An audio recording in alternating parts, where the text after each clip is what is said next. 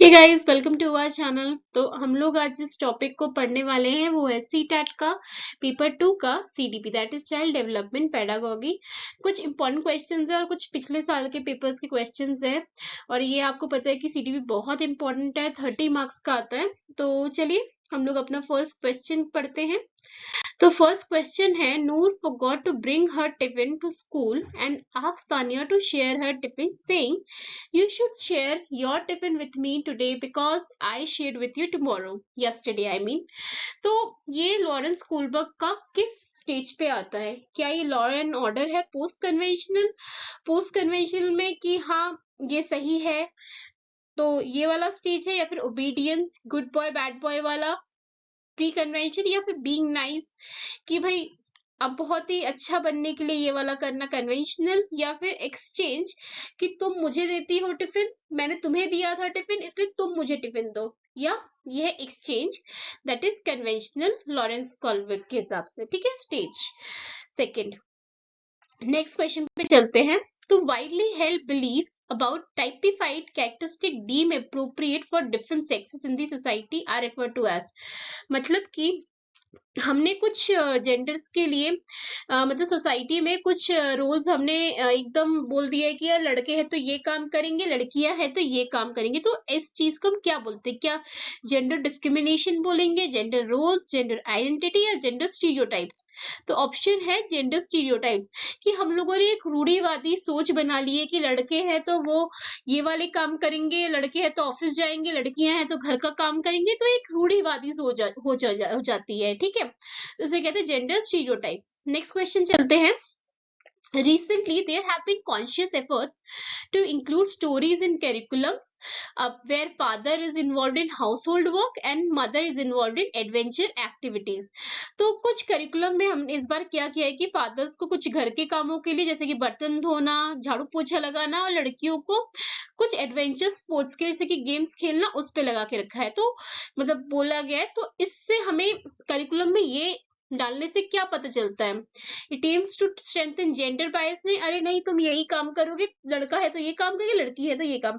क्या इससे ये इम्प्रूव होता है, या फिर एलिमिनेट कि ये इन रोल्स को कोई मतलब कोई भी कुछ भी काम कर सकता है, ये नहीं है कि लड़के हैं तो ये काम करेंगे, लड़कियां हैं तो इसको हटाने के लिए सेकेंड ऑप्शन है, या फिर टू इनकरेज जेंडर कॉन्स्टेंसी, या फिर to increase gender stereotyping?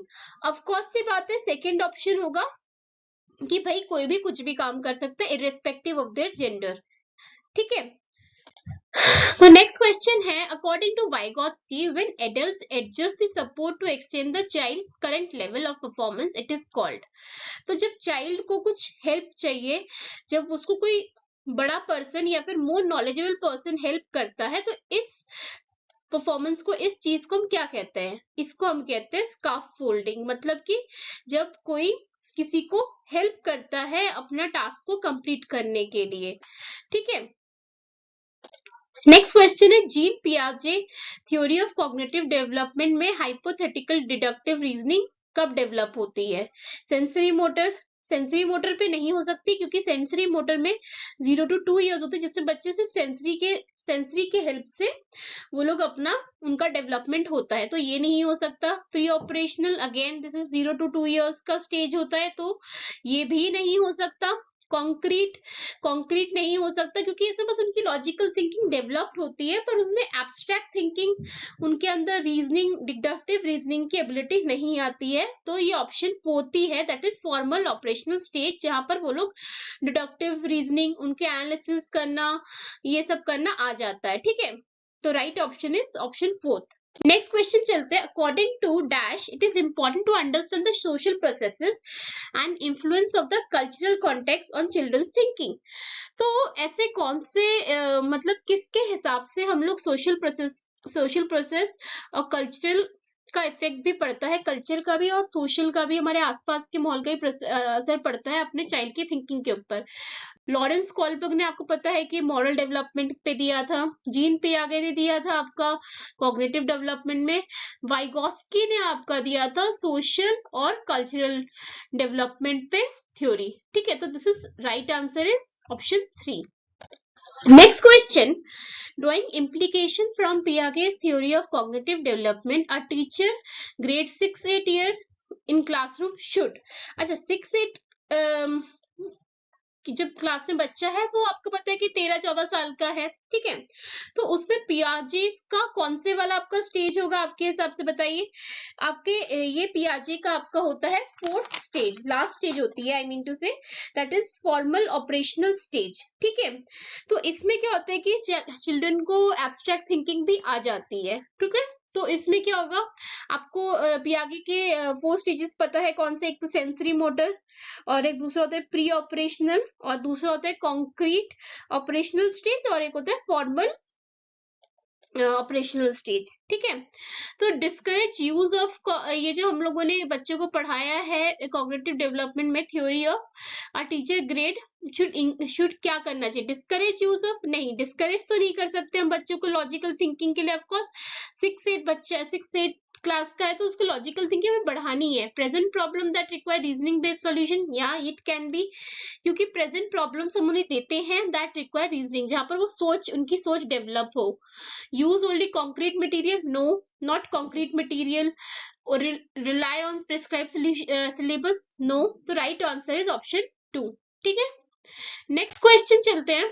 As per Harvard Gardner's theory of multiple intelligence, what would be the characteristics of a person with logical mathematical intelligence? हमें पता है कि हार्वर्ड गार्डनर्स ने मल्टीपल इंटेलिजेंस में काफी सारे इंटेलिजेंस की थ्योरी दी है, जिसमें से एक आपका लॉजिकल मैथमेटिकल इंटेलिजेंस भी है, ठीक है। और एक और बहुत सारे से कि लिंग्विस्टिक इंटेलिजेंस होता है, जिसमें लैंग्वेज, जिसकी पकड़ लैंग्वेज में, राइटिंग में, रीडिंग में होती है। एक होती है आपकी स्पेशियल इंटेलिजेंस की, स्पेशियल इंटेलिजेंस उनको विजुअलाइजेशन उनकी अच्छी होती है, मतलब वो अपना कुछ पैटर्न्स देख के वो बता सकते हैं कि this is this, this is this, तो दिस इज स्पेशियल इंटेलिजेंस, ठीक है। हम ऑप्शन पढ़ते हैं इसमें, लॉजिकल मैथमेटिक्स के लिए कौन सा कैरेक्टरिस्टिक्स होता है, sensitive to the sound, rhythms, meanings of words, no, ये नहीं हो सकता। नेक्स्ट है ability to perceive visual spatial world accurately, visual नहीं हो सकता क्योंकि हम लोग लॉजिक की बात कर रहे हैं। Ability to produce and appreciate pitch, rhythm, aesthetic quality of music, नहीं। Second option, last option, sensitive to and capacity to detect pattern and handle long chain of reasoning, yes।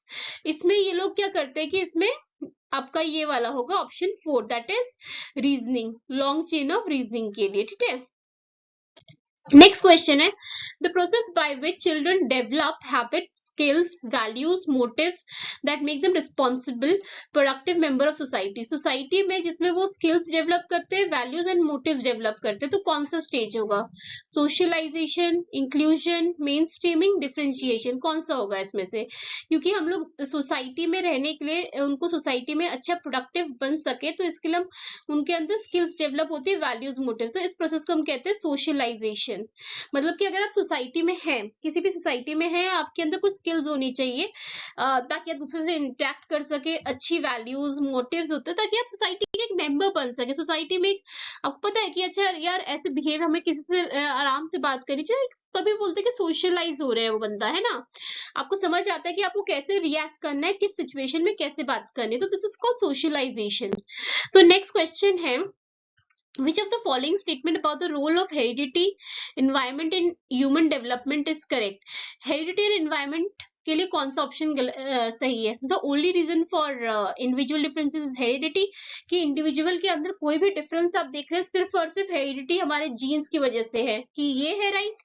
या फिर environmental influences totally shape the development of a human, मतलब environment ही है जिसकी वजह से हम लोग ऐसे ही ह्यूमंस ऐसे दिखते हैं, ऐसे समझते हैं, जानते हैं, या फिर नाइदर हेरिडिटी और एनवायरनमेंट का कोई रोल ही नहीं है हम पे, हमारे डेवलपमेंट पे, या फिर ये है, या फिर heredity and environment both influence human development in a complex interplay, this is the right option. Of course ही बात है, हेरिडिटी और एनवायरनमेंट दोनों ही हमारे पे रोल प्ले करते हैं हमारे डेवलपमेंट के लिए। हेरिडिटी जो हमारे जीन से हमें हाथ पैर कैसे मिलना है, ये सब हेरिडिटी है। एनवायरनमेंट हम लोग इससे आसपास के एनवायरनमेंट से हमें समझ में आता है, हमें माहौल मिलता है पढ़ाई का। हम किस अगर हम हमें अगर हम यहाँ पर शहर में होते हैं तो हमें ज्यादा अपॉर्चुनिटी मिलती है, गाँव में भी अब अपॉर्चुनिटी आ गई है। मतलब एक एनवायरनमेंट का भी एक रोल प्ले होता है ह्यूमन डेवलपमेंट में, ठीक है। सो thank you for watching my video, and arise, awake and stop not until the goal is reached. And आप सबको हैप्पी यूथ डे। तो आज स्वामी विवेकानंद जी का बर्थडे भी है। So I and my video with this, and I hope so आप लोग को कुछ समझ में आया होगा। अगर नहीं भी समझ में आएगा प्लीज बताइएगा मुझे, आपको जो समझ में नहीं आएगा। मैं आपके प्लीज सारे डाउट्स क्लियर करने की कोशिश जरूर करूंगी। Okay, signing off, bye bye.